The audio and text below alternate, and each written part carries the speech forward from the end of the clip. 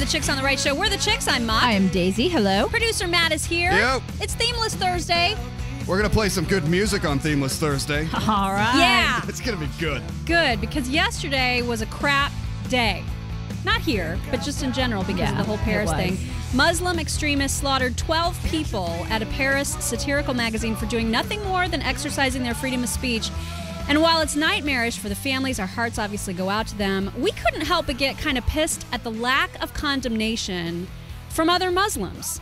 And we just can't figure out why there isn't more of a response from the Muslim community when these kinds of atrocities are committed, and why there isn't some sort of group protest and more of an organized movement to start policing their own. So we wanted to get answers to these questions. We've found Dr. Zuhdi Jasser, president and founder of the American Islamic Forum for Democracy.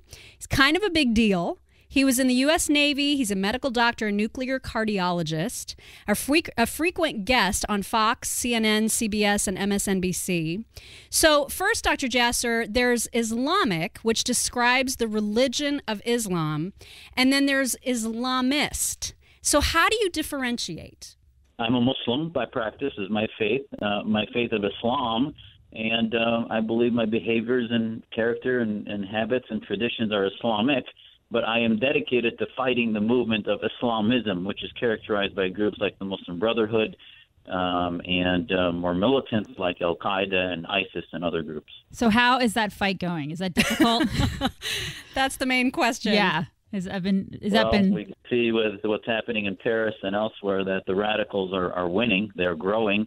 ISIS is getting thousands of recruits from the West. And they don't come out of nowhere. Their ideas are cropping up from the fuel that comes from governments like Saudi Arabia and schools in Pakistan and elsewhere that have billions of dollars of petrodollars that for generations now have been fueling that. And I think Islam right now is in a time of history similar to what Christianity was in the 17th and 18th century, when really naturally we need reform against these ideas. But I think what we need in the House of Islam is somebody like Thomas Jefferson or Thomas Paine, who said that government should not ever establish religion. There should be a separation of church or an Islam mosque and state. And that's really, I think, where we are in the time of history for Islam right now. So what can we do? I mean, what does your organization do specifically to fight Islamism? And what can realistically be done? The number one thing is for Americans to wake up, all Americans, not only Muslim and those non-Muslim, that we need to have a strategy. We need to say that it's not just a battle against violent extremism, which is an action, a tactic, but rather a battle against an ideology. And that ideology is political Islam, and that just because they may condemn terrorism and they don't believe in that tactic, if their worldview is one of a caliphate or an Islamic state, regardless of whether they condemn ISIS, if they want any type of Islamic state, that's no different than in the Cold War, where we weren't only against the Soviets, we were against all communists. We felt that was not compatible with Western democracy. So number one is that Americans come together and say that is the battle of the 21st century. Two is to begin to have all Americans take sides within the House of Islam, not let us get through denial and say, oh, it's not Islamic, these are not even Muslims, but no. Say that we need Muslims who will take on the mantle of being against jihad, being against political Islam, and start to take sides within this civil war happening all over the world within Islam. So one of the things that has always troubled me, and I'll be real frank with you, anytime that there's an attack like what we saw in Paris yesterday, it's very hard not to feel bigoted. And I know I that's a strong statement, and I know I'm not alone when I say that. There's a lot of people that feel that way. You hear about these attacks more and more, and it's so aggravating to feel like, you know, what we refer to as the moderate Muslim community not being loud enough in their response. And so my question always comes back to, are you and other Islamic people simply doing the religion wrong? And are the Islamists the ones who are taking the Quran word by word and following it explicitly? Well, I don't believe that, but I certainly would be in denial, and Muslims that refuse to acknowledge that we have a major problem need No different than you do to a drug addict. We need an intervention. We need people to say, you know what, you guys have a problem and you need to deal with it internally and not just condemn the violence, but condemn the ideology.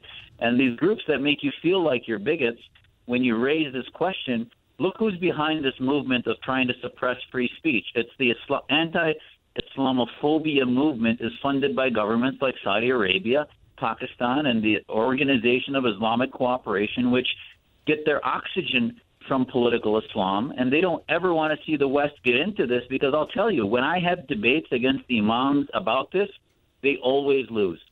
Freedom always wins, liberty wins, Islamism, theocracy loses. The Green Revolution in Iran was going to happen, the West abandoned it, and the Khomeinists still are winning and are controlling that government. So we hear the Brotherhood in Egypt, where the Brotherhood was abandoned.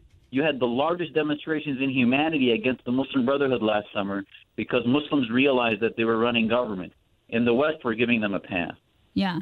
So I hear you on the condemning the ideology, because you say people, I mean, we hear people, Muslims, condemning the violence. And, you know, a lot of us say, okay, well, duh, because nobody wants violence. Nobody wants that. No sane human being wants violence. So, of course, you're going to condemn that. But when you say condemn the ideology, what does that look like? What does that look like? Remember, let me take you back. Don't forget religion for a second. Look at the Cold War. We knew that the Soviets were our enemy. And while we never outlawed the Communist Party, which we shouldn't have done, and I agree that we should have left them legal, we even left the Nazi Party legal, but we never realized that, the Communists are our friends. The Communist Party of America is our buddies. We should use them. We knew that they were an ideological threat. Similar for Islamists. Most of the groups in Washington, speaking on behalf of Muslims, have not condemned political Islam or any Islamic state. So it's no different than in the Cold War, cozying up to the Communist Party of America just because they didn't want to have anything to do with Soviet imperialism. So there are a lot of people that probably don't like you, right? From all sides of the aisle. Seriously. Well, those who believe in liberty and freedom and Americanism and American exceptionalism do love what we're doing, and that's really what it's all about. Well, and we so appreciate hearing that. You know, I think from anyone in the Muslim community, I think a lot of us just feel like y'all aren't loud enough, and we want there to be more of you. There need to be clones of you. Yeah, which is why we're delighted to have you on our show, because that's anytime. Yeah, anytime. We're absolutely just delighted. Yeah, because we don't hear enough from people like you.